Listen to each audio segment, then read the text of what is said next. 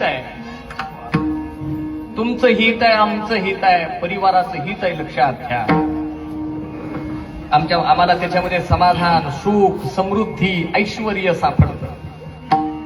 हे सगळ्या गोष्टी लौकिक दृष्ट्या असून जर रंग बेरंग होत असेल तर मग निश्चितरित्या आपण कुठेतरी चुकतो याचं आत्मपरीक्षण करणं गरजेचं आहे. काय कमी आहे का संपत्ती लोकांकडे? पुष्कळ संपत्ती आहे. कुणी व्यसनामध्ये गुंतलेलं आहे, कुणी विकृत मार्गाने प्रवास करत आहे. आदर्श परिवाराची संकल्पना करणं ही भक्तीचं मूळ लक्षण आहे. म्हणजे आपल्या हिंदू परंपरेमध्ये इतके सण आहेत, त्याचं कारण ते आहे की निदान त्या सणाच्या नादाने तरी, त्या सणाच्या अनुषंगाने तरी परिवारामध्ये एक मांगल्य राहील, समाधान राहील, शुभ कार्य राहील म्हणून आम्ही ते सण करतो. आता बघा, उद्या 3 दिवस तर घरात भांडण होत नाही महालक्ष्मी जाईपर्यंत.